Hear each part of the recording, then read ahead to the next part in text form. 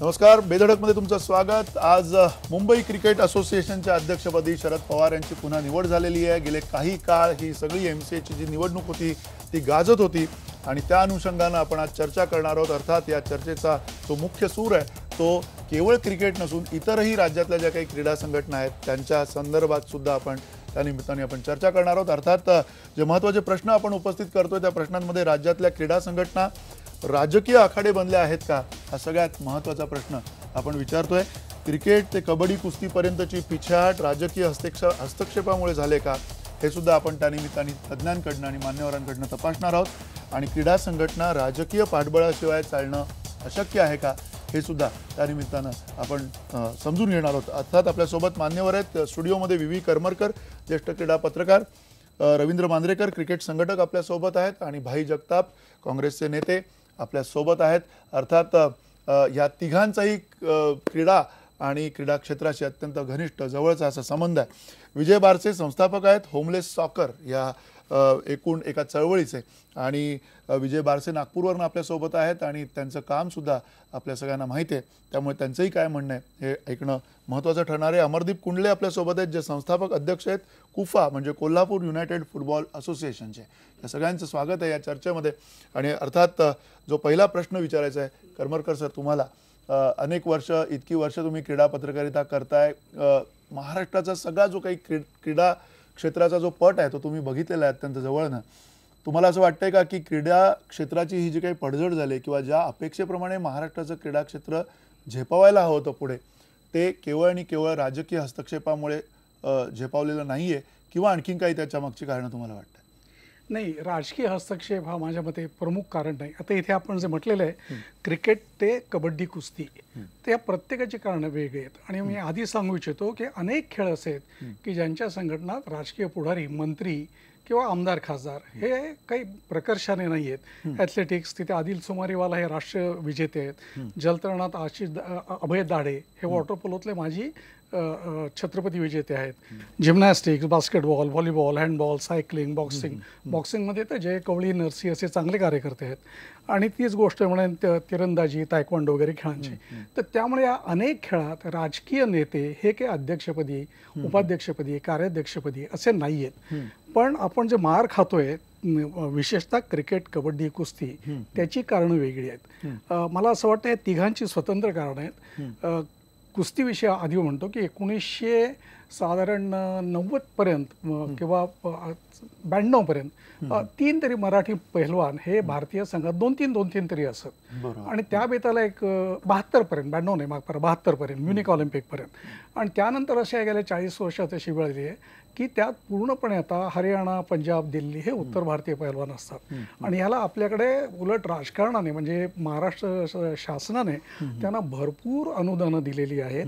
खुराक 500-600 खेळाडूंच्या पर्यंत ठेवलेला आहे आणि कुस्तीगीर परिषदेच्या अधिवेशनाला सबस्टॅ भरघोस मदत देतात, म्हणजे सरकारकडनं काही कमी पडलेलं नाही आहे। पण आपले मराठी मल्ल, दिल्लीचा मल्ल समोर आला की कच खातात, हा दुर्दैवाने गेल्या 40 वर्षाचा अनुभव आहे। आता मला माहित नाही की याला कोणी सायकोलॉजिकल ट्रेनिंग त्यांना दिलं पाहिजे, ते दिलंच पाहिजे, पण तिथे आपण भयगंड निर्माण होतो। आणि आता कबड्डीचं जर म्हणाल तर कबड्डीची महिलांच्यात काही आपली पिछाड झाली असं मला वाटत नाही। आपल्या मुली बऱ्याचशा रेल्वेत जातात आणि रेल्वेत एक 7 किंवा 10 पैकी 3 खेळाडू तरी मराठी असतात। तर त्यामुळे त्यांच्याकडनं खेळल्या किंवा महाराष्ट्राकडनं खेळल्या, महाराष्ट्र हा महिलांच्या कबड्डीत माझ्या मते एक आघाडीवरचं राज्य आहे। पण पुरुषांच्या कबड्डीत मात्र गेले 30-35 वर्ष आपण मार खातोय। पूर्वी जे शांताराम जाधव पुण्याचा, सुनील जाधव मुंबईचा, आणि त्या वेळचे जे खेळाडू ते तब्येतीने खूप चांगले होते आणि फिट होते।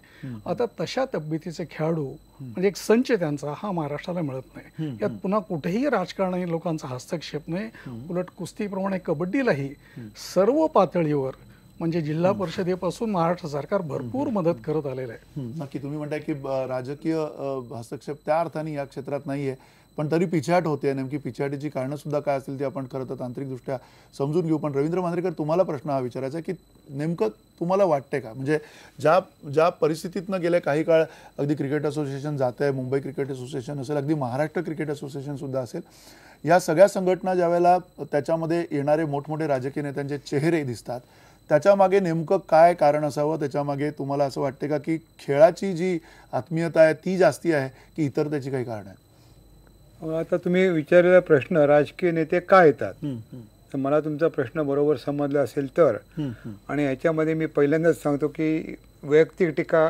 भाई जगताप हे राजकीय नेते आहेत म्हणजे काय अशी माझी कुठची वैयक्तिक टीका नाही आहे.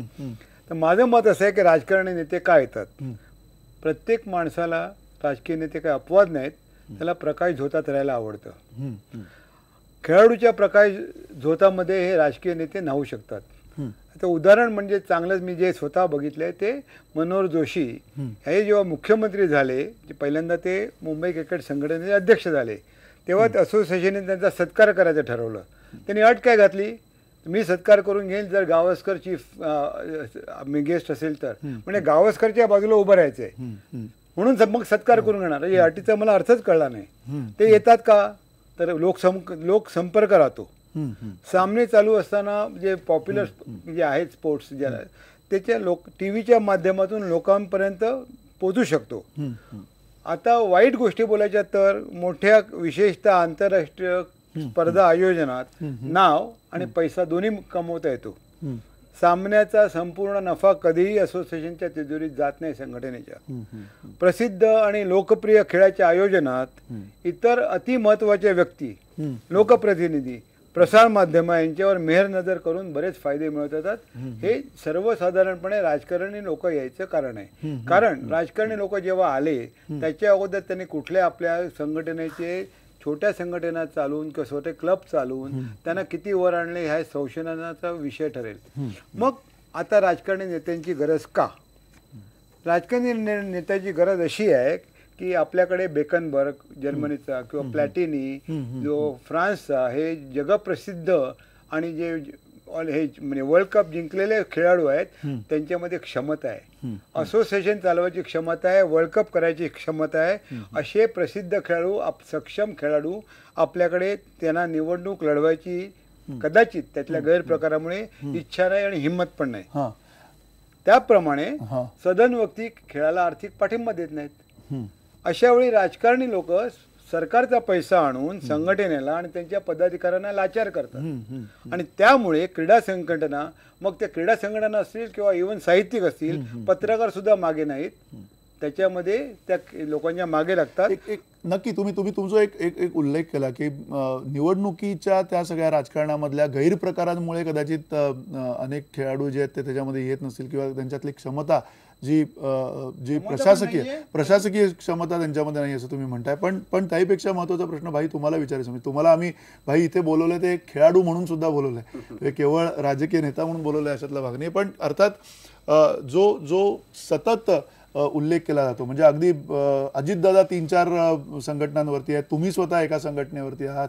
आता शरद पवार ज्या निवडणुकामध्ये गेले, म्हणजे बहुचर्चित अशी निवडणूक MCAची होती, 329 वगैरे अशी मतं आहेत. जो माणूस जो 6-6 लाख 5-5 लाख मतं घेतो त्याच्यापेक्षा मोठा समुदाय त्यांचा तिथे फॉलोअर आहे या संपूर्ण राज्यामध्ये.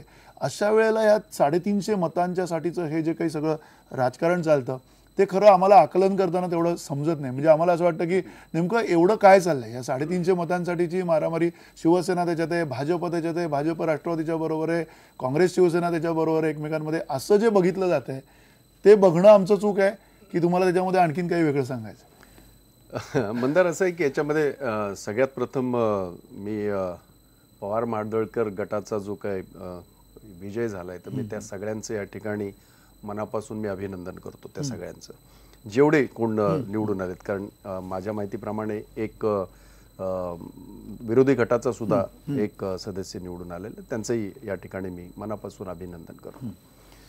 आता राहिली सुरुवातीलाच आमच्या ज्येष्ठ वगैरे काय नाही, आम्ही एक साधे क्रीडा रसिक आहोत. हा, ज्येष्ठ आमच्या क्रीडा रसिकांनी म्हणाले की भाईंना राजकीय किंवा वैयक्तिक ह्याचं नाही, तर मी त्यांना सांगू इच्छितो, मी स्वतः खेळाडू होतो.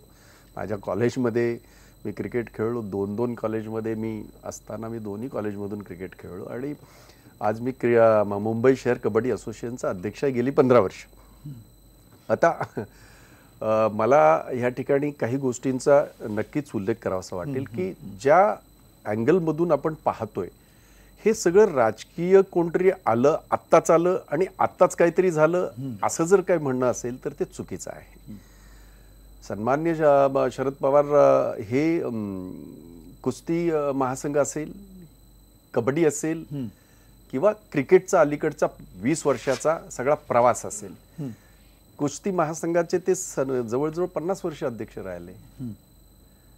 कबड्डीचे जवळजवळ ते 50 वर्ष त्यांचे ते तर हयाती राहिले. ऑलिम्पिक पर्यंत त्यांनी त्याचं हे केलं. आणि नुसते शरद पवारच नव्हे तर इतर राज्यातले अनेक जर आपण जर बघितलं तर ते सगळे कुठल्या ना कुठल्या खेळाशी निगडीत असे आहेत. आता या राजकीय लोकांना जसं आमच्या मित्रांनी सांगितलं, ज्येष्ठ मित्रांनी सांगितलं की यांना पब्लिसिटीचं वगैरे, तर त्यावेळेला कबड्डी किंवा त्यावेळेला कुस्ती हे फारसं आपलं ह्याच्यात नव्हतं. खाशाबा जाधवांनी जो काही देशासाठी त्यावेळेला ब्रॉन्झ मेडल आणलं त्याच्यानंतर तसं ह्या देशामध्ये फारसं हे नव्हतंच. म्हणजे आपण ज्या स्तरावर आज ज्या स्तरावर कुस्ती गेलेली आहे, आज जर आपली एशियन ह्याच्यामध्ये असेल किंवा ऑलिम्पिक मध्ये असेल किंवा तत्सम सगळ्या ज्या कॉमनवेल्थच्या ह्याच्या त्याच्यामध्ये जी पदकं आहेत त्यामध्ये जर आपण जर एकंदरीत सगळ्या गोष्टीचा अभ्यास केला तर एक गोष्ट प्रामुख्याने आपल्या लक्षात येईल ती अशी, खेळाडूनेच खेळ खेळला पाहिजे, वादच नाही. तिथे काही राजकारणी जाऊन खेळ खेळणार नाहीयेत. परंतु ह्या सगळ्या संघटना चालवत असताना एक प्रशासन म्हणून जो भाग असतो तो अतिशय चपकलपणे, अतिशय याच्याने तो चालवावा लागतो आणि ती क्षमता प्रत्येक खेळाडूतच असेल असं काही हे करण्याची गरज नाही. एक साधं उदाहरण आपल्याला सांगतो, अगदी क्रिकेटचं. कबड्डीवर मी स्वतःच आहे त्यामुळे मी त्याच्यावर येईन. आपण एक लक्षात घ्या, क्रिकेट हा आपल्याकडे आपण धर्मासारखा आणि संपूर्ण याचा हे करतो.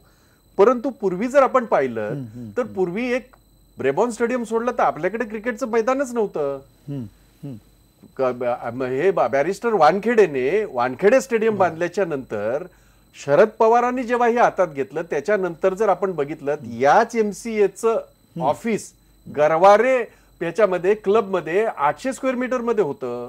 आज ह्या MCAचं जर आपण पाहिलं नवीन झालेला हे ICCच्या याच्याप्रमाणे गाईडलाईन प्रमाणे झालेला वानखेडे असेल किंवा BKC असेल, बांद्रा BKC मधलं कॉम्प्लेक्स असेल किंवा कांदिवलीतलं कॉम्प्लेक्स असेल, ह्या सगळ्या जे हे आहे हे वैभव तयार करण्याच्या मागे एक जे ऍडमिनिस्ट्रेशन लागतं आणि सरकार आणि ह्याची जी काही एकमेकाची हे सांगड लागते ती राजकारणी माणूस त्या ह्याच्यावर असल्यानंतर पदावर असल्याच्या नंतर सोपं जातं. ही सगळी जी ग्राउंड आहेत ही सरकारच्या विविध ह्याची आहेत त्याचा पाठपुरावा करणं हे खेळाडूचं काम नाही.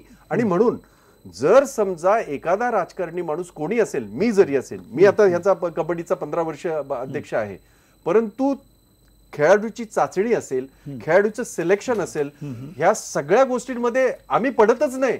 आम्ही फक्त ऍडमिनिस्ट्रेशन जो भाग आहे तो पाहतो. या मुंबईमध्ये मी आपल्याला माहिती करता सांगतो, इतकी वर्षापासून कबड्डी आहे. या मुंबई कबड्डीचा जो एकंदरीत जो डोलारा होता तो संपूर्ण खेळाडूची जी खेळाडूसाठी मदत निधी जो होता हा संपूर्ण मिळून 4 लाखाचा होता. म्हणजे 5,000च्या वरती त्याचा घोटा पिवळला, त्याचा हात पिरगळला, म्हणजे वाटलं तरी त्याला मदत करता येत नव्हती. आज जवळजवळ 50 लाखाच्या पर्यंतचा तो आज निधी आम्ही गोळा करू शकलो.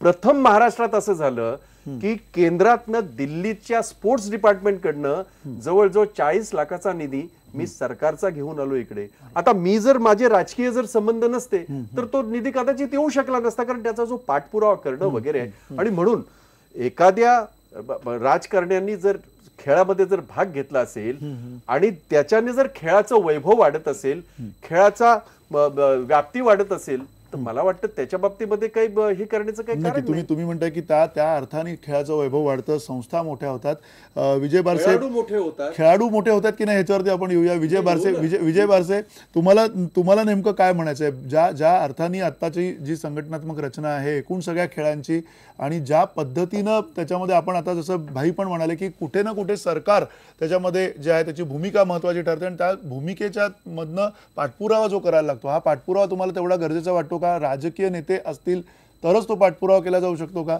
तुम्हाला काय वाटतं?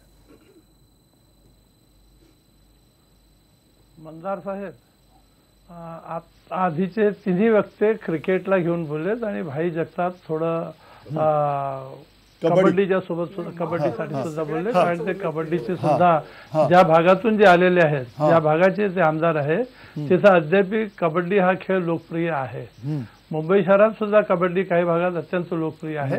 त्याच्यामुळे मी क्रिकेट सोडून बाकी खेळांच्यासाठी बोलेल.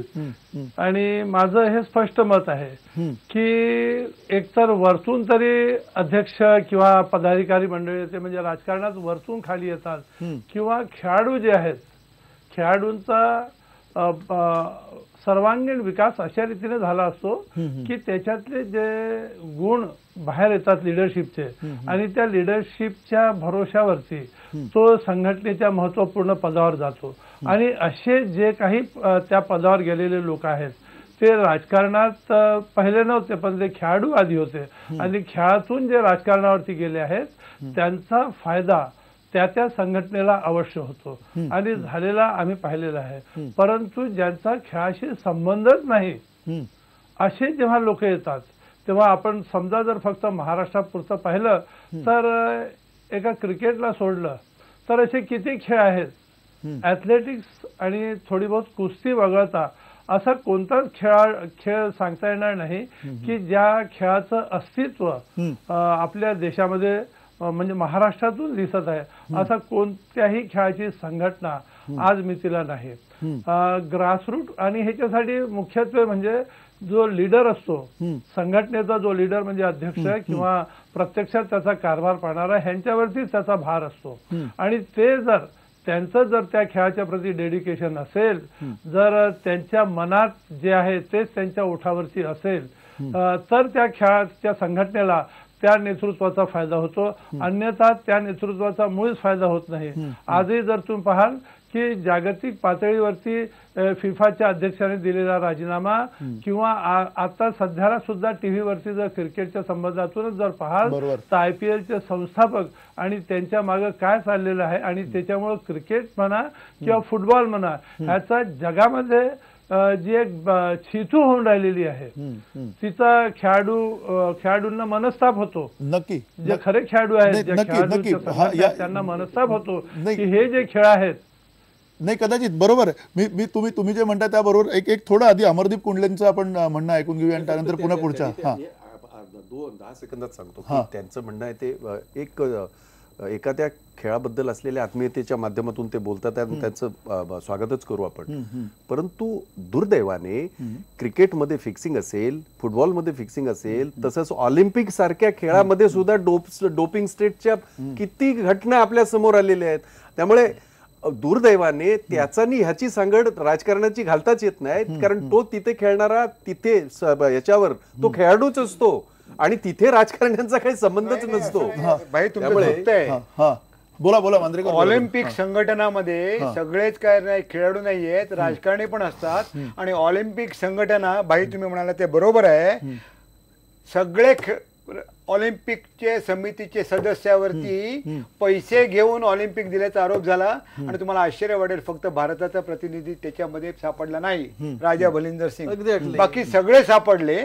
परंतु यांचं म्हणणं प्रिन्सिपली बरोबर आहे की जर खेळाडू म्हणून जर तो नंतर राजकारणी झाला असेल भाईंसारखा तर तो चालेल, असं त्यांचं म्हणणं आहे. तुम्ही जर ते हे किमान त्या खेळाबद्दलची आत्मीयता गरजेची आहे. आत्मीयतेच्या बाबत तुम्हाला काही प्रश्न विचारणार, तुम्हाला नक्की काही थेट प्रश्न विचारणार, पण त्यापूर्वी अमरदीप कुंडले तुम्हाला चांगली चर्चा होते तर सगळी बाजू होते. नाही, नक्की, कारण अमरदीप कुंडले तुम्हाला नेमकं असं वाटतंय का की ज्या राजकीय क्षेत्रातली माणसं आल्यामुळे, नेते आल्यामुळे ह्या सगळ्या खेळांचा उद्धार होतोय, खेळ पुढे जात आहेत? भारतामध्ये आपण आज बघतोय की बऱ्याच अंशी मोठ्या मोठ्या संघटनांवर, खेळाच्या विशेषतः संघटनांवर राजकीय लोकांचा हस्तक्षेप वाढलेला आहे आणि राजकीय लोकच ह्या संघटना चालवतात. त्यांचे राजकीय लोकांचे हे अड्डे बनलेले आहेत खेळांच्या संघटना, हे आपण उघड्या डोळ्यांनी बघतोय आज. तर माझं असं म्हणणं आहे की एकूणच भारतातल्या खेळाच्या विषयी आपलं एक नियोजन म्हणता येईल किंवा विजन म्हणता येईल ते फार संकुचित आहे असं मला वाटतं. कारण निवडणुकात हव्यातच कशाला? जर खेळामध्ये तुम्हाला तुमचं खेळातलं टॅलेंट, त्या टॅलेंटवर एखादा विद्यार्थी 100 मीटर्समध्ये ठराविक सेकंदानं मागे पडतो, त्याचा सेकंड येतो आणि जो फर्स्ट येतो त्याला तो कमी वेळेमध्ये त्याने ती स्पर्धा पूर्ण केलेली असते. तर त्या पद्धतीने तिथे जर एखाद्या खेळाचे निकष असतात तसे निकष तुमच्या या संघटनावरती जे पदाधिकारी निवडताना का असू नयेत. जसं तुम्ही जर एखादा सिव्हिल इंजिनियरच चांगले बिल्डिंग बांधू शकतो, तशीच एखादी चांगली संघटना जर उभी करायची असेल तर चांगला खेळाडू किंवा त्या खेळातला अभ्यास असणारा एखादा अभ्यासक, मॅनेजमेंट स्किल असणारा एखादा एखादा व्यक्तीच त्या ठिकाणी ते चांगल्या पद्धतीने संघटना चालवू शकतो. अशा पद्धतीनं ती रचना खरं तर असायला हवी. कारण राजकारणी पद्धतीने काय होतं की हे राजकीय लोक निश्चितपणे एखाद्या व्यक्तीला जर तो राजकारणामध्ये असेल त्याला खेळाच्या संघटनेमध्ये अध्यक्षपद मिळावं किंवा त्या खेळाची संघटना चालवण्याचा इच्छा व्हावं, त्यामध्ये काही चुकीचं नाही आहे. त्या व्यक्तीचं जर कर्तृत्व असेल, नेतृत्व करण्याची क्षमता असेल आणि तो चांगल्या पद्धतीने जर ती संघटना चालवणार असेल तर निश्चितच ती स्वागतार्ह बाब आहे. पण एकूणच सगळ्या देशाचा विचार करता बऱ्याच अंशी 70% त्याच्यामध्ये काम करणारे लोक हे राजकीय पद्धतीने कारभार करतात. त्याच्यामध्ये त्यांचे घेतले गेलेले निर्णय हे कार्यकर्त्यांना खुश करण्यासाठी घेतले जातात. त्यामध्ये जे खरोखर ग्रासरूटला काम करणारे लोक असू देत किंवा ज्यांच्यामध्ये टॅलेंट आहे अशा लोकांवरती अन्याय होतो. मग आपण कित्येकदा बघतो की अगदी वीर धवल खाडेसारखा आमचा जलतरणपटू जो वर्ल्ड फास्टेस्ट स्विमर म्हणून गणला गेला, ज्याला अजून महाराष्ट्र शासनाने शिवछत्रपती पुरस्कार दिलेला नाही. अगदी खाशाबा जाधवांचा जर विचार केला आपण तर ऑलिम्पिकच्या वेळी खाशाबा जाधव मदत मागायला तत्कालीन पंतप्रधान मोरारजी देसाईंच्याकडे गेलेले होते, तर त्यांनी त्यांना मदत नाकारली. त्यानंतर त्यांनी आपलं स्वतःचं घर विकून अक्षरशः लोकांनी पैसे गोळा करून त्यांना ऑलिम्पिकला पाठवलं. ऑलिम्पिकमध्ये पदक जिंकल्यानंतर सगळेजण टाळ्या वाजवतात, परंतु ज्यावेळी त्या लोकांना मदतीची अक्षरशः आवश्यकता असते त्यावेळी त्यांच्याकडे बघायला कोणीही तयार नाही आहे. नक्की हा एक महत्वाचा मुद्दा आहे. आणि एक छोटासा ब्रेक आपण घेऊयात आणि त्यानंतर भाई जगताप आपल्या सोबत आहे, त्यांना सुद्धा हाच प्रश्न विचारणार. जी पिछाट होते खेळाची, खुद्द व्ही करमरकर सुद्धा आता म्हटले, मांजरेकर सुद्धा हे कदाचित म्हणतील की पिछाट जी झालेली आहे ती पिछाट अतिशय आपल्या समोर होताना दिसते आणि अधिकाधिक ती पिछाट होताना दिसते. आपण इतर राज्यांच्या तुलनेत, आपण देशांच्या बाहेरच्या विचार कदाचित करूया नको, पण इतर राज्यांच्या तुलनेत सुद्धा महाराष्ट्र मागे पडतोय. त्याची कारणं काय आहेत आणि जर त्या अर्थाने जर का तो निकष धरायचा झाला तर राजकीय नेते जे आता या सगळ्या संघटनांवरती आहेत ते अपयशी ठरलेत का, हे सुद्धा आपण विचारूयात छोट्याशा ब्रेकनंतर.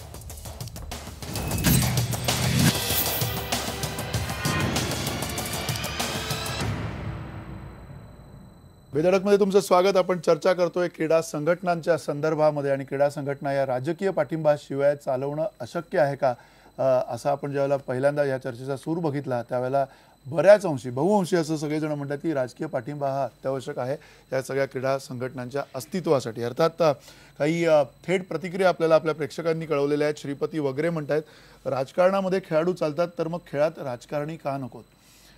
प्रदीप रोकडे म्हणतात खेळात राजकारण शिरले की त्या खेळाचा खेळखंडोबा होण्यास वेळ लागत नाही. श्याम तांडेकर म्हणतात क्रीडा संघटना राजकीय पाठिंब्याशिवाय चालवणे अशक्यच आहे. महावीर कासार म्हणतात असं कोणतं क्षेत्र आहे जिथे राजकीय हस्तक्षेप नाही, सगळीकडे त्यांचीच मक्तेदारी आहे. आणि स्वामीराव गायकवाड म्हणतात क्रीडा संघटनेत राजकारण शिरल्याने क्रीडा क्षेत्राची हानी झालेली आहे. एकूण मिश्र संमिश्र अशा प्रतिक्रिया या आपल्या प्रेक्षकांनी दिलेल्या आहेत. पण कुठेतरी थेट प्रश्न हा पुन्हा एकदा विचारायचा आहे. रवी मांजरेकर तुम्हाला विचारतो, पिछाट झालंय हे तुम्ही मान्य करता की नाही? क्रीडा क्षेत्राची गेल्या काही काळामध्ये पिछाट झाले की नाही? म्हणजे क्रिकेट असेल किंवा त्याच्या, कारण मुंबई क्रिकेटच्या संदर्भात आपण बोलू शकू की मुंबई क्रिकेटचं आधीचं वैभव आणि आत्ताचं वैभव यातला जो काही फरक पडलाय, ही पिछाट कशामुळे झाले? त्याच्यामध्ये राजकीय लोक जर का एवढी अत्यावश्यक आहेत या सगळ्या संघटनांमध्ये तर मग अपयशाचे सुद्धा ते धनी आहेत किंवा नाहीत? तुमचं काय मत? आता हे मी सांगायला नको, या जानेवारी महिन्यामध्ये जी सर्वसाधारण सभा झाली MCAची त्याच्यामध्ये खुद्द शरद पवारांनी सांगितलं आपण फारच मागे गेलो आहे आणि एक फार काळजी करण्यासारखं आहे. आता हे 15 वर्ष काय 12 वर्ष तरी आहेत स्वतः. त्यांच्या काळामध्ये त्यांनी CIC वगैरे काढल्या.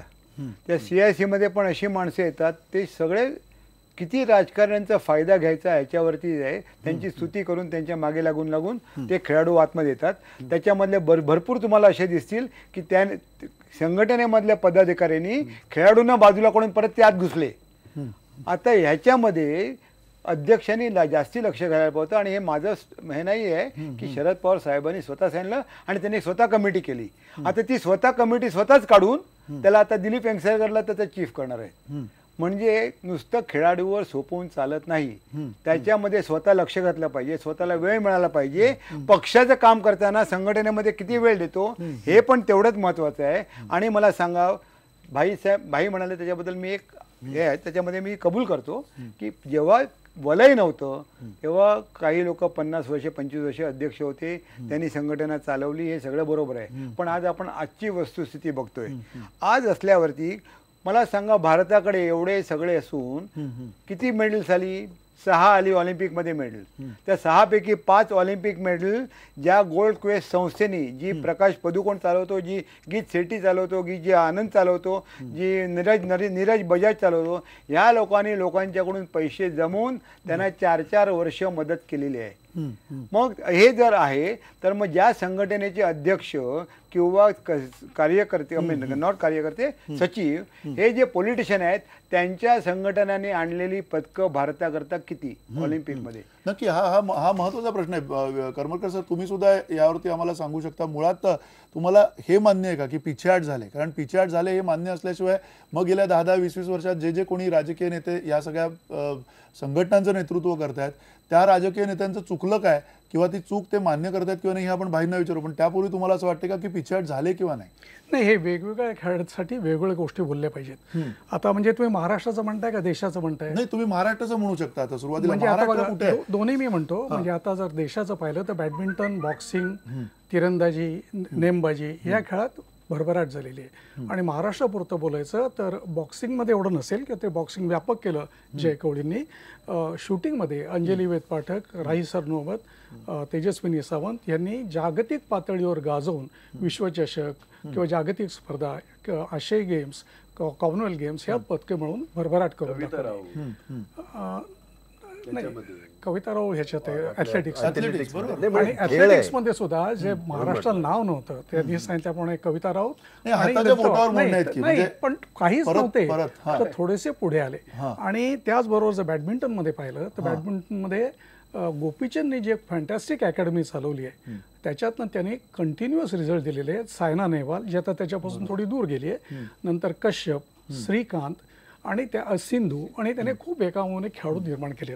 माझं असं म्हणणं आहे की महाराष्ट्राचं, आणि त्याने जे ऑलिम्पिक गोल्ड क्वेस्टचं उदाहरण दिलं ते मला मुळीच पटत नाही. कारण भारत सरकारने ऑलिम्पिकवर 2008चं कॉमनवेल्थ, 2010चे ऑलिम्पिक गेम, राष्ट्रकुल स्पर्धा आणि 2012चं ऑलिम्पिक याच्यासाठी 850 रुपयाची तरतूद केली होती. 850 कोटी रुपयांची. आणि त्यासाठी जवळजवळ 1000, 1500, 2000 खेळाडूंचं जाळं पसरवलं होतं. आता ऑलिम्पिक गोल्ड क्वेस्टचं अभिनंदन केलं पाहिजे, पण ते झालं काय किंवा मित्तल ट्रस्ट काय किंवा पुण्याचं लक्ष काय, संघटनांची कामगिरी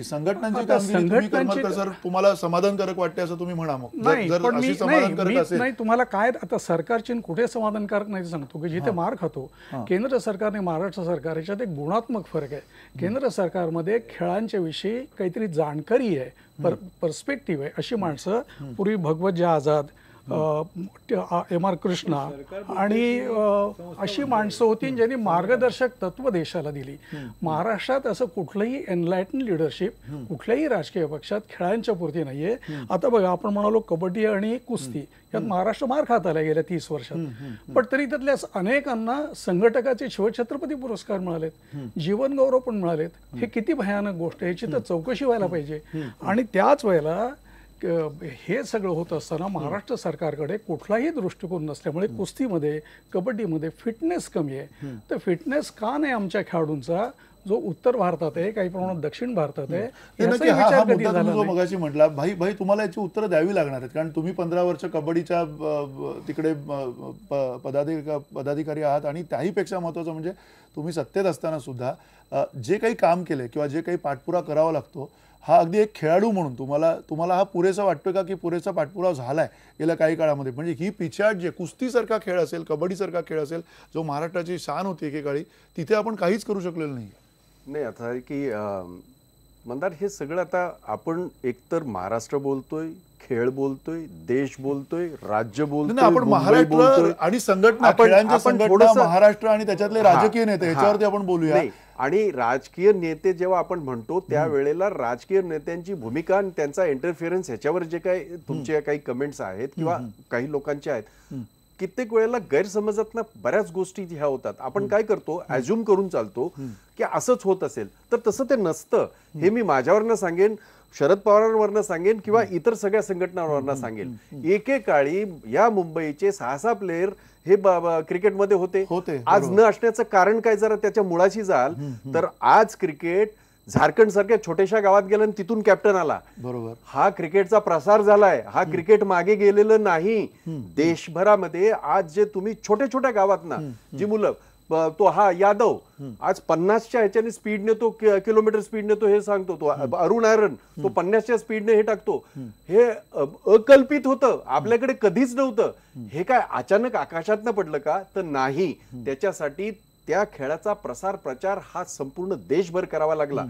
हे सगळे खेळ आज आपला गल्लीबोळातला असलेला कबड्डी हा गल्लीबोळात राहिला नाही. तो आज एशियन ह्याच्यामध्ये गेला, कॉमनवेल्थ मध्ये गेला, तो ऑलिम्पिक मध्ये दरवाजा खटखटवतोय. जे बुवा साळवींचं स्वप्न होतं, या आपल्या माहिती करता म्हणून मी सांगतो की कबड्डी असेल, कुस्ती असेल किंवा खो खो असेल, हे जे काही खेळ आपले जे मैदानी खेळ आज ते महाराष्ट्रापुरतं मर्यादित न राहता देशभर झाले, जगभर झाले. म्हणजे स्पर्धा वाढली, म्हणजे त्या पद्धतीच्या ह्या गोष्टी आल्या आणि त्याच्यासाठी लागणारा जो इन्फ्रास्ट्रक्चर आहे तो पुरवण्याचं काम जर समजा एखादा जो कोण असेल, मी असेल, आणखीन कोण असतील राजकीय जर हे करत असतील, कारण शेवटी राज्याचं पाठबळ लागतं. आज त्या फुटबॉलवाले जे म्हणतात मी त्यांचं हेच करेन, म्हणजे अभिनंदनच करेन, स्वागतच करेन की आज थोड्याशा ह्याच्यावर त्यांनी फुटबॉलला त्या ठिकाणी हे केलेलं आहे. परंतु त्याला राजाश्रय मिळाल्याशिवाय, त्याला बूस्ट मिळाल्याशिवाय तोही पुढे जाणार नाही, हे आपण लक्षात घ्या. आणि म्हणून माझं आपल्याला एक गोष्ट नक्कीच माझं सांगणं आहे की याच्यामध्ये राजकारण होतंय का? तर काही लोकांचं जे म्हणणं आहे ते साफ चुकीचं आहे. कुठल्याही, इव्हन मांजरेकर साहेब जे म्हणत होते ते ज्येष्ठ आहेत, वयाने माझ्यापेक्षा फार मोठे आहेत, साफ चुकीचं आहे. कुठल्याही या प्रक्रियेमध्ये, हे अगदी ठामपणे सांगतो मी तुम्हाला, कुठल्याही सिलेक्शनच्या निर्णय प्रक्रियेमध्ये त्याच्यामध्ये असणं अपेक्षित नाही. ज्या वेळेला श्रेय तुम्ही घेता, एक राजकीय नेते म्हणून तुम्ही श्रेय घेता ना, म्हणजे तुम्ही मगाशी म्हणाल की वैभव वाढलं, क्रिकेटचं वैभव वाढलं. वैभव कुठलं वाढलं? वैभव संस्थेचं वैभव वाढलं, संस्थेच्या इमारती मोठ्या झाल्या. तुम्ही एक मिनिट, मग पूर्ण इन्फ्रास्ट्रक्चर झालं नाही, नॉट ओनली इन्फ्रास्ट्रक्चर. आपल्या माहिती करता सांगतो, आयसीसीचे जेव्हा अध्यक्ष शरद पवार होते, या देशामध्ये जे आपली वर्ल्ड कप आली, ही अशी नाही आली हो. या देशामध्ये वर्ल्ड कप येण्यासाठी जे काही कंटेस्टंट होते त्या सगळ्यांनी ज्या पद्धतीने हे केलं होतं, या देशामध्ये कॉमनवेल्थ आली, या देशामध्ये एशियन गेम आले, ह्या प्रत्येक ह्याच्याने काय चूक सगळं कारण तुमच्या सांगण्यात एक मिनिट, तुम्ही तुमची बाजू सांगा, तुमची हे जे ते तुमची बाजू आली सांगा. दालमिया असतील, शरद पवार असतील किंवा आणखीन कोण असतील, या सगळ्या लोकांनी लक्षात ठेवा, या देशाचं खेळातलं जे स्थान आहे, आज आपण कदाचित खाशाबा जाधवानंतर आता 5 मेडल पर्यंत आलो. भविष्यात जो काही इन्फ्रास्ट्रक्चर आहे, जो काही बेस आज झालेला आहे, त्याच्या आधारावर 5चे 50 मेडल होतील. कारण तशा पद्धतीचा इन्फ्रास्ट्रक्चर, तशा पद्धतीची मदत माझं स्वतःचं उदाहरण देतो. आम्ही जेव्हा क्रिकेट खेळत होतो, गावस्कर जेव्हा क्रिकेट खेळत होते, आम्हाला सिनियर आहेत ते, या खेळामध्ये आम्हाला बॅट सुद्धा मिळत नव्हती. मी माझ्या 2 कॉलेजेससाठी खेळलो. परंतु आज जर तुम्ही मुलं जर बघितलीत, अकॅडमी तयार झाल्या, वैंसरकरांनी अकॅडमी तयार केली, अनेक अशा अकॅडमी तयार केल्या. एकच उदाहरण देतो, मंदार, हे महत्वाचं आहे, लोकांना माहित नसतं. जे बीकेसी मध्ये जे इंडोर हे झालेलं आहे, हे तयार झालेलं आहे, तुम्हाला माहिती आहे, त्या इंडोर ह्याच्यामध्ये 6 त्या ठिकाणी हे सगळं मुंबईत झालं, मग झारखंड मधनं टॅलेंट आलं. झारखंड मध्ये हे टॅलेंट, ही सगळं इन्फ्रास्ट्रक्चर नव्हतं ना भाई. नाही, त्या अर्थाने हे टॅलेंट तिकडनं काय येतं एक्झॅक्टली. आता आज त्या ठिकाणी सुद्धा क्रिकेटचा अवेअरनेस हा पहिल्यापासून होता, परंतु आज ज्या पद्धतीने ह्या बाकीचे गेम सुद्धा यायला, मी असं कधीच दावा करणार नाही की राजकारणी आल्यामुळे ते एकदम काहीतरी त्याला आलं, परंतु त्याला लागणारी जी मदत, त्याला लागणारा जो काही एक राजकीय पाठबळ लागतं आणि त्याला लागणारा आर्थिक ह्याच्यामध्ये ज्या वेळेला ह्या सगळ्या गोष्टी कराव्या लागतात, सरकारकडनं काही मदत घ्यावी लागते. 850 कोटी असे नाही ना आले. 850 कोटी पण पुरेसे होते का? खेळ हा जर प्राधान्याचा विषय असेल, खेळ हा जर प्राधान्याचा विषय तुम्हाला असं वाटतं का मांजरेकर ते प्राधान्य, म्हणजे तेवढा वेळ देऊ शकतायत, तेवढा त्या प्रकारचं जे काही ऍडमिनिस्ट्रेशन फक्त बघायचं असतं. तुम्ही सध्या नुसतं शरद पवार करू नका. बाकीचे मग मी पण नावाने सांगतो, दयानंद नार्वेकरने काय केलं गोव्याला, ते पण मंत्री होते. दयानंद नार्वेकरच्या मध्ये त्यांच्यावर चार्जेस होते, डुप्लिकेट तिकडे छापायचे. कलमणींनी काय केलं, कलमणी पण राजकीय नेते होते. कलमणींच्या वेळी काय झालं तुम्हाला आता मी बोलायची गरज नाही. एक शरद पवार त्यांनी काय केलं त्याचा आपण वेगळा विषय आहे, तो फक्त क्रिकेट सोडून बाकीच्यावर बोलू आणि मग सांगू. थांबा जरा, संघटनेवर बोलू. आता राजकीय नेते काय करतात, राजकीय नेते आता जे युपीए सरकारचे काँग्रेस आणि राष्ट्रवादी जे होते त्यांचं मार्गदर्शक तत्व आहे. त्यांनी मग सरकारमध्ये राहून त्यांनी मार्गदर्शक स्वतः पाळतात का, 12 वर्ष सतत किंवा 70 वर्षेपर्यंत त्याच्यानंतर राहू नये हे मार्गदर्शक तत्व पाळतात. सरकारचंच तत्व, सभा ना घेणे, वार्षिक ताळेबंद वेळेवर सादर न करणे, ह्याच्या विरुद्ध तक्रार केली तर हे नेते जिकडे असतात तिकडे धर्मादाय आयुक्त त्याची दखल पण घेत नाहीत. दुसरं, ते नेते चांगले असतात बऱ्याच वेळा, मी 80-90% नेते चांगले असतात आपण सध्या गृहीत धरू.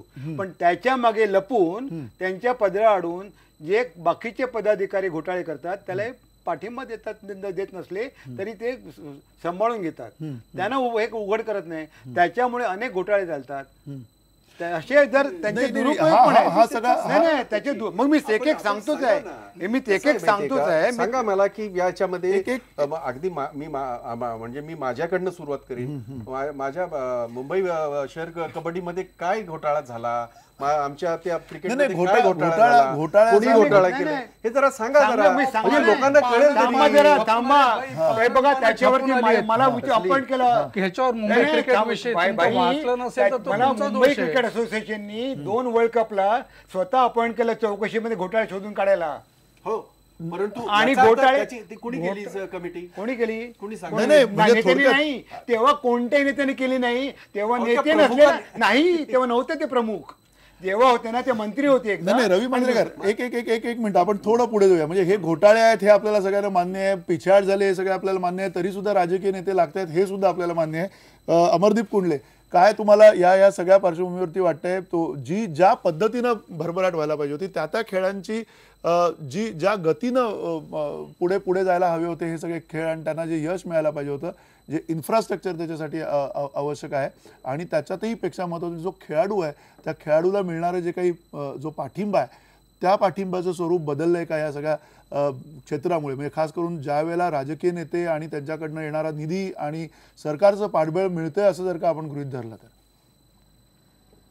नाही यामध्ये आता जगताप साहेब म्हणाले की गेल्या काही वर्षामध्ये आपली फार प्रगती झालेली आहे आणि एक खाशाबा जाधवांच्या नंतर 1 मेडल नंतर आपण आज 6 मेडलवर आलेलो आहोत आणि येणाऱ्या काळामध्ये निश्चित आपल्याला त्यामध्ये फरक दिसेल आणि त्या दृष्टीने काम झालेलंच आहे, म्हणून ही सगळी आपण प्रगती बघतोय.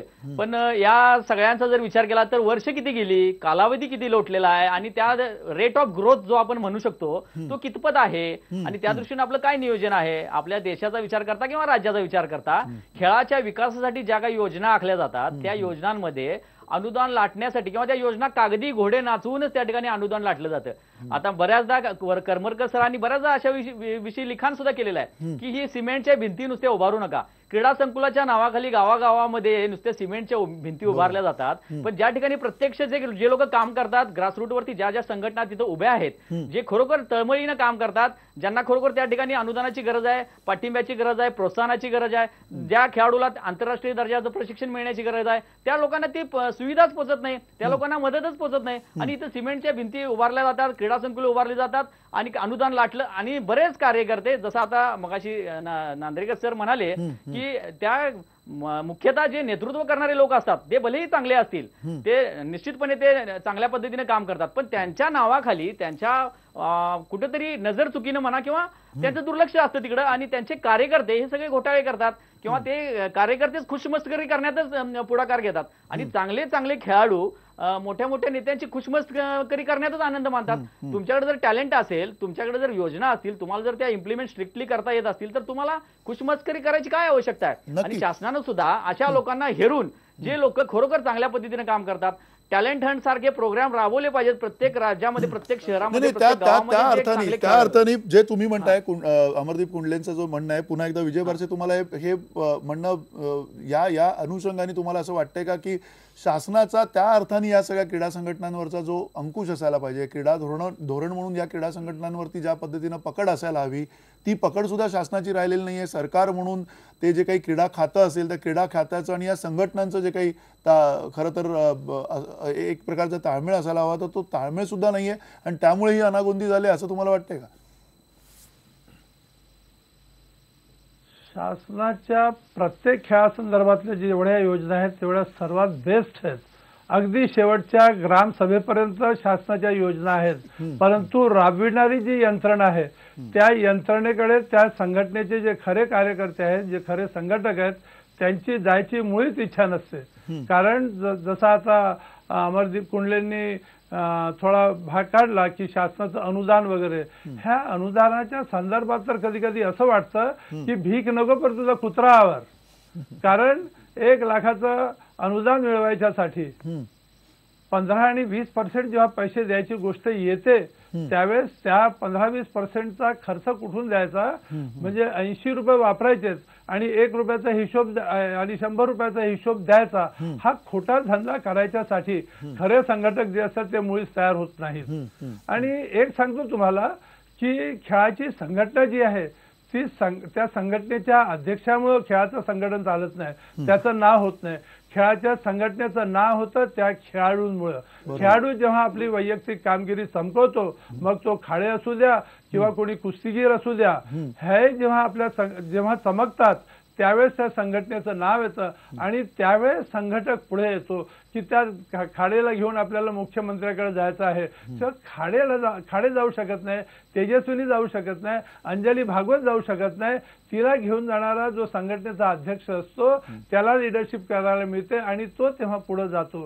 हे दोन्ही व्हाईस वर्सा आहेत साहेब. आणि ह्याच्यासाठी जर तुम्ही म्हणाल तर खेळाडू जो आहे हा आजच्या काळातला जो खेळाडू आहे हा स्वतः ह्याला ज्या सोयी प्राप्त झालेल्या आहेत आजच्या काळात आणि बहुसंख्येने शासनाच्या ज्या योजना आहेत त्या विद्यार्थ्यांच्यासाठी असतील किंवा 5% नोकरीमध्ये जे ठेवलेलं आहे त्याच्यासाठी रिझर्वेशन, आणि त्याच्यामुळे खेळाडू खेळांकडे वळू लागलेले आहेत आणि त्याच्यामुळे खेळाडू वैयक्तिक ह्याच्यावरती, जसं मग कविता राऊतचं नाव जर घेतलं, कविता राऊत त्या ग्राउंडवर नोकरी सोडून बसलेला अँथनी किंवा गुरनोले सर जे होते त्यांच्यामुळे कविता राऊत बनू शकली आहे. त्यांच्यासाठी त्यांनी स्वतःच्या पदरचे पैसे मोडलेत.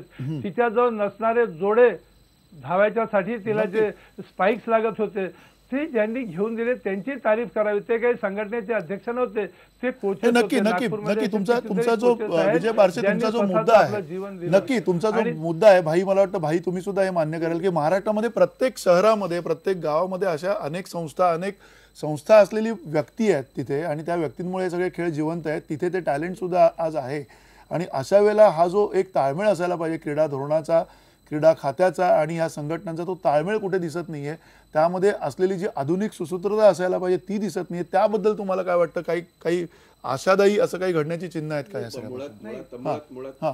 मी तुम्हाला सांगतो की मला भाईंना आधी बोलतो मी तुमच्याकडे येतो. मुळात आपण ज्या पद्धतीचं पिक्चर इथे पेंट करतोय हा शब्द वापरतोय, फार याच्याने वापरतोय. अनागोंदीचं आहे सगळं काय हे चाललंय, दॅट्स रॉंग. भाई असं आहे असं आमचा समज आहे. कारण समजून न घेता जर आपण म्हणत असाल अशी उदाहरणं येतात ना भाई समोर, ज्यावेळेला अशी 1 मिनिट या राज्यामध्ये 11.5 कोटी जनता आहे.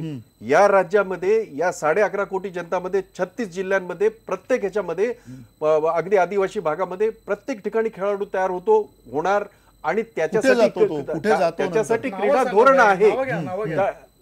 खेळाडूंची नावं 11.5 कोटीची तुम्हीच नावं घ्या, तुम्ही खेळाडू त्याच्यात जे expert तयार आहात. केले आणि सांगतात. त्यामुळे या सगळ्या ह्याला खेळाला मदत करणं, त्याच्यासाठी सरकारचं जे काही क्रीडा धोरण असतं त्या धोरणाच्या अनुसार चालणं, त्या दृष्टीने पुढे जाणं. आज कबड्डी सारखा खेळ जो आपल्या गल्लीबोळातला होता आज इंटरनॅशनल झाला. आज फुटबॉल नंतर व्ह्युअरशिप जी मिळाली प्रो कबड्डीला ही खरी गोष्ट आहे जी क्रिकेटलाही नाही मिळाली. नक्की. हे आता नाही झालं. आज त्या मुलींनी, त्याच्यातली एक मुलगी माझ्या संघामधून खेळते, ही आमची सुवर्णा बारटक्के, आज त्या तिन्ही मुलींना, महाराष्ट्राच्या तिन्ही मुलींना 1-1 कोटी रुपयाचं मेहरबानी नाही झाली, कारण ते प्रोत्साहन देणं, त्या पद्धतीने इथे जाणं हे सरकारचं काम आहे आणि ते सरकार करत आलं आणि ते कामच आहे प्रत्येकाचं. मग ते क्रिकेटच सोडा, मी ह्या छोट्या छोट्या खेळांचं बोलतोय. आणि म्हणून मला या ठिकाणी मुद्दाम सांगायचं आहे की आपण जे म्हणतोय अगदी अनागोंदी, मी पहिल्यापासून सांगतोय एक गोष्ट की कोणी, जरी तो कोणी राजकीय असेल, कुठच्याही राज्यातला असेल किंवा आपल्या मुंबईतला असेल किंवा महाराष्ट्रातला असेल, त्यांचं काम फक्त आणि फक्त ऍडमिनिस्ट्रेशन हा एवढाच एक भाग येतो. असं कधीही झालेलं नाही. बंदार एकच गोष्ट सांगतो, झालेलं नाही की एखाद्या राजकीय माणसाने काही सिलेक्शन कमिटी ठेवले आणि त्याने सिलेक्ट केलेत कार्ड, असं कधीही होत नाही. नुसतं प्रशासन करायचं तर त्याच्यावरती जायची गरज नाही. प्रशासनातच सगळी स्वतः क्रिकेटर राहिलोय, मला माहिती आहे. खेळ आम्ही पण खेळलोय भाई, खेळ आम्ही पण खेळलोय सगळे, क्रिकेट असेल, स्विमिंग असेल, सगळं आम्ही केलेलं आहे. प्रशासन आणि खेळ हे दोन्ही गोष्टी एकाच नाण्याच्या दोन बाजू आहेत.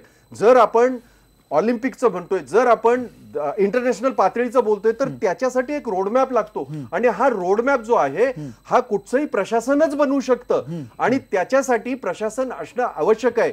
प्रशासन आणि खेळ हे दोन्ही एकत्र चालल्याच्या नंतरच यश येतं. आणि तसं अनेक ठिकाणी घडत चाललेलं आहे. हे मला मुद्दाम सांगायचं. हे तुमचं म्हणणं अगदी मान्य आहे की प्रशासन असणं आवश्यक आहे. ते प्रशासन कसं असणं आवश्यक आहे हा सगळ्यात महत्वाचा कळीचा मुद्दा आहे.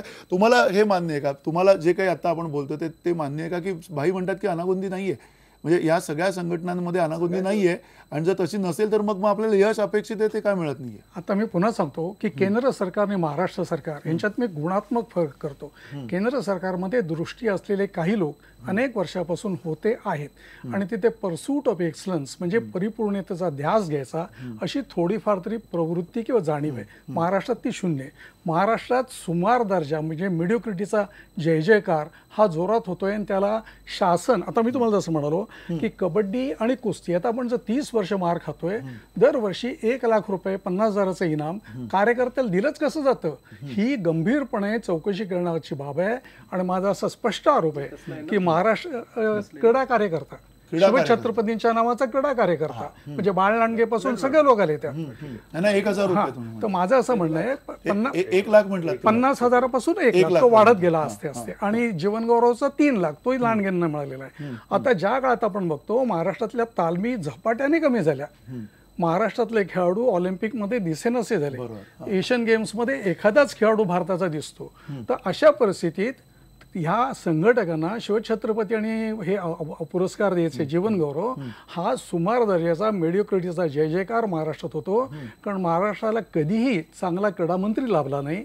महाराष्ट्राला कधीही क्रीडा धोरण इम्प्लिमेंट करणारे, तुम्ही गंमत बघाल तर साधारण 1-1.5 वर्षात क्रीडा संचालक बदलतो, क्रीडा सचिव बदलतो, क्रीडा मंत्री बदलतो. कोणाला इंटरेस्ट असतो क्रीडा खात्यात? तिथे इतकं बारीक बजेट आहे, पैसे नाहीत.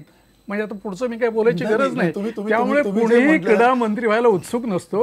क्रीडा सचिव पुण्याला जातात, हवा चांगली आहे, मुलांचं शिक्षण होईल, 2 वर्षात बदली घेतात. तीच गोष्ट क्रीडा संचालकांची. ही सगळी अनास्था सगळ्यांचीच आहे. म्हणजे मी तुम्हाला पुन्हा सांगतो की हा जो भाग आहे महाराष्ट्राचा हा भयानक आहे. आणि क्रीडा क्षेत्रातल्या खेळाडूंच्या ज्यांच्यावर जर बोलायचं झालं तर दुर्दैवाने या खेळाडूंना जे पाश्चात्य संस्कृती आहे ती आपल्या खेळाडूंच्यात नाही. त्यांना कुठलीही अॅनालिटिकल पॉवर नाही. घरामध्ये सुद्धा नाहीये. क्रीडाच्या बाबतीमध्ये आपल्या घरामध्ये सुद्धा आपण किती पाठिंबा देतो खेळाडूंना हे सुद्धा आपण खरं तर प्रामाणिकपणे नागरिक म्हणून मान्य करूयात. पण अगदी क्रीडा संघटना, आपण क्रीडा संघटना घेऊया सध्या महाराष्ट्राच्या देशाच्या.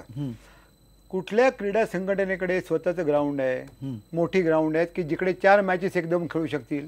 आम्ही सध्या कबड्डी म्हणत नाही त्याला किंवा खो खो म्हणत नाही, त्याला छोटी ग्राउंड लागतात. किती ग्राउंड्स आहेत? 1. त्या किती क्रीडा संघटनांकडे त्या ग्राउंडच्या बाजूला जिम्नॅशियम आहे. त्या क्रिकेट संघटनामध्ये तिकडे फिजिओ आहे. क्रिकेटमध्ये पुष्कळ पैसे आहे. फिजिओ आहे, अकॅडमी सॉरी डायटिशियन आहे, किंवा त्यांना गाईड करणाऱ्या, त्यांच्या इंजुरी नक्की. ट्रीट करणाऱ्या म्हणजे तज्ञ स्वतःचं- मार्गदर्शक- नाही, नाही, तज्ञ स्वतःचं मार्गदर्शक काय आहे? संघटना म्हणून त्यांनी नाही, बाळगलेलं नाही, नाहीये. स्वतःचं काय? नक्की. बरं, हे जर मेन जिल्हा संघटना सॉरी राज्य संघटनेकडे नाही तर ते जिल्हा संघटनेकडे येईल कुठे?